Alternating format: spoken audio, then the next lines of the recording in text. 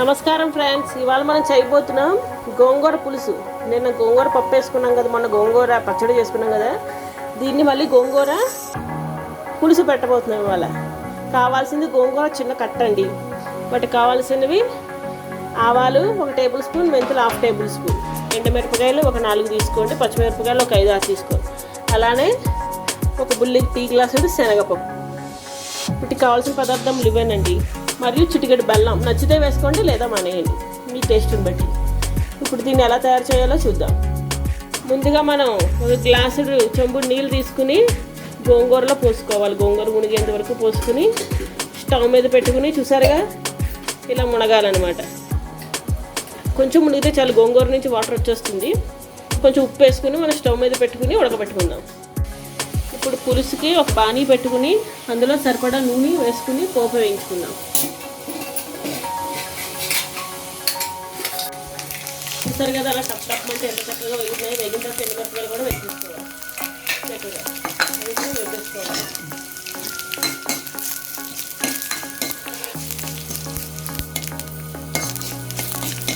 చూసారు కదండి ఎలా చక్కగా వేగిపోయింది కదా. వేగిపోయిన దాన్ని మనం ప్లేట్లోకి ట్రాన్స్ఫర్ చేసేసుకోవాలి.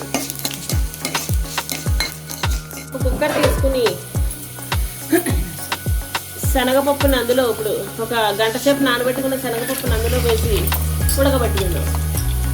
అసలు మామూలుగా అయితే శనగపప్పు మామూలుగా కూడా ఉడకబెట్టుకోవచ్చండి, కాకపోతే మేము కుక్కర్లో ఉడకబెట్టుకున్నాం. మీకు కావాలనుకుంటే మామూలుగా పోతుంది. సరిపడా నీళ్ళు పోసుకుని ఉడకబెట్టుకుందాం.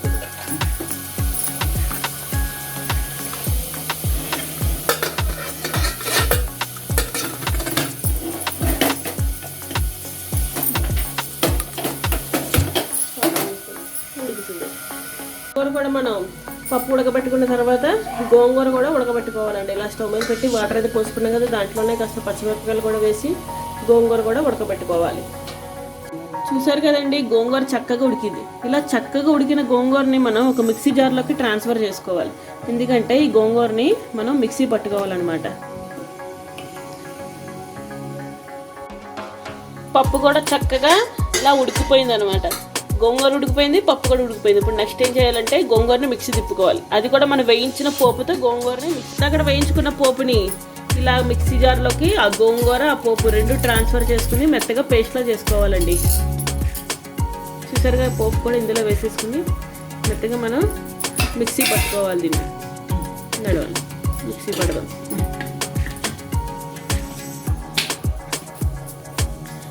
చూసారుగా మా అత్తయ్య మిక్సీ పడుతున్నారు.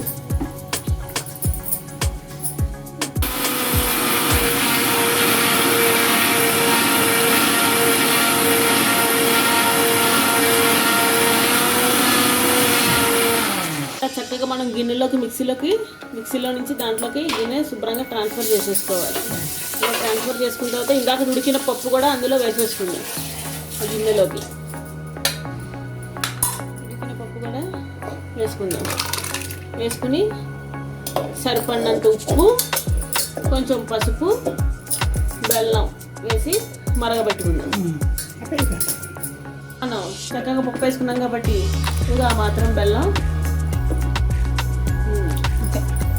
ఒక సరిపడా ఉప్పు,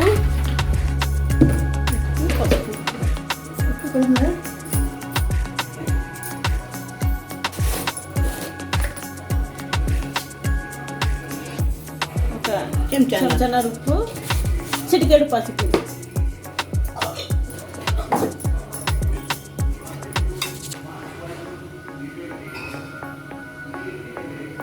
చూసారుగా ఇవన్నీ వేసి చక్కగా మనం దీన్ని ఉడకబెట్టుకోవాలి. ఒక 4-5 మరుగులు రానిస్తే బాగా ఉడకాలండి, కొంచెం దగ్గర పడాలి. పులుసు కొంచెం చిక్కగా ఉంటుంది అనమాట. దీన్ని ఇప్పుడు మనం మరగనిద్దాం. చూసారు కదండి మా అత్తయ్య చేసిన గుమగుమలాడే గోంగూర పులుసు. చూసారుగా ఈ రకంగా పెట్టుకుని చూడండి, చాలా అంటే చాలా బాగుంటుంది అనమాట. ఈ వీడియో కనుక మీకు నచ్చినట్లయితే లైక్ చేయండి, షేర్ చేయండి, సబ్స్క్రైబ్ చేసుకోండి. Thanks for watching.